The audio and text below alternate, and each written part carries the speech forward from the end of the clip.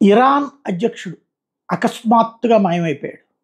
అదేంది ఇదేమన్నా సినిమాల అంబుంబుష్ అంటే మాయమైపోవడానికంటే కాదు. విమానంలో వెళ్తూ ఉండగా ఆ విమానం కనిపించటం లేదు ప్రస్తుతం. ఇది సంచలనమైంది. విమానాలు మాయమయ్యి కాసేపు కనబడకపోవడం ఒక ఎత్తు. విమానం అస్సలు కనిపించకపోవడం మరొక ఎత్తు. ఒక అరగంట, గంట వరకు విమానం అన్నప్పుడు పెద్ద ప్రాబ్లం ఏం లేదు. కానీ అసలు కనిపించకపోవడం అన్నటువంటిది పెద్ద సందేహం. సాధారణంగా ఇందులో 2 కోణాలు ఉంటాయి. ఒకటి యాక్సిడెంట్, అన్ఎక్స్‌పెక్టెడ్‌గా రాజశేఖర రెడ్డి మరణం లాంటిది. అదే సందర్భంలో రెండవది ఏది సంజయ్, అప్పట్లో సంజయ్ గాంధీ మరణం లాంటిది. అది ప్రమాదవశాత్తు జరిగేటటువంటి దాని వెనకాల ఎవరు కుట్ర సిద్ధాంతాలు వాళ్ళు చెప్పుకుంటారు. ఇరాన్ అధ్యక్షుడిది కూడా అట్లాంటి ప్రమాదవశాత్తు మరణమై ఉండాలి. రెండవది కుట్ర కోణం. అవి కూడా ఉంటాయి. ఎందుకు అంటే ఇప్పుడు వాస్తవంగా ఒక మత యుద్ధాన్ని ప్రేరేపించడానికి, మత రాజ్య స్థాపనకి, ప్రపంచవ్యాప్త కుట్రలకి కేంద్రం అవుతున్నది ఇరాన్. ఓ పక్కన తను ప్రత్యక్ష యుద్ధం చెయ్యదు.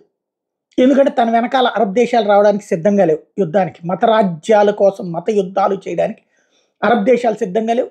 ఆధునిక కాలానికి అనుగుణంగా అరబ్ దేశాలు సిద్ధమవుతున్నాయి. కానీ ఇతనికి మాత్రం అట్లా కాదు. ఆఫ్ఘనిస్తాన్ లాంటి మత మూర్ఖత్వ దేశం కావాలి.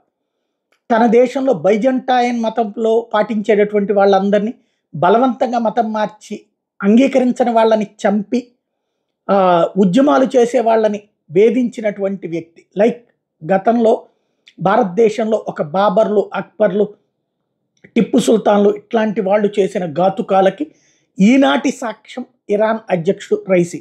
ఇప్పుడు వాడు కాస్త విమానంలో వెళ్తున్న అంటే వాడి మధ్యం చేస్తున్నటువంటి యాక్టివిటీ ఏంటి? ఓ పక్కన ఇజ్రాయెల్ మీద యుద్ధానికి నడిచింది ఎవరు? హమాస్ తీవ్రవాదులు. వాళ్ళని నడిపిస్తోంది ఎవరు? ఇరాన్. వాడితో పాటుగా ఆ హమాస్తో పాటుగా ఇజ్రాయెల్ చుట్టుపక్కల ఉన్నటువంటి దేశాలైనటువంటి లెబనాన్ కావచ్చు, యెమెన్ కావచ్చు, సిరియా కావచ్చు, ఇరాక్ కావచ్చు, ఈ దేశాల్లో పుట్టినప్పటి నుంచి ఎలాంటి పోషణ చెయ్యనటువంటి తల్లిదండ్రుల సాక్షిగా బలాదూరుగా తిరిగే వెధవలందరినీ ఉగ్రవాదులుగా మారుస్తున్నాడు. Houthi, Hezbollah, Islamic resistance force, Islamic jihadist force, Hamas, ఈ 5 తీవ్రవాద సంస్థలు వీడి పోషణలోనే నడుస్తున్నాయి. చివరికి యుద్ధాలు చేసే స్థాయికి వాళ్ళు ఎదిగారు. అంటే ఒక దేశాల మీదనే యుద్ధానికి సరిపడేటటువంటి శిక్షణ వాళ్ళు పొందారు.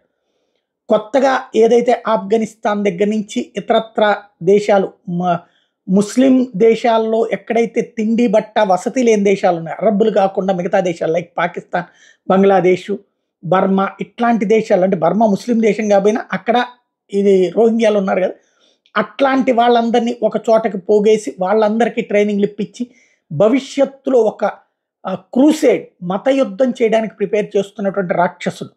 యూరప్ దేశాల్లో వీడి పంజా కనబడుతోంది.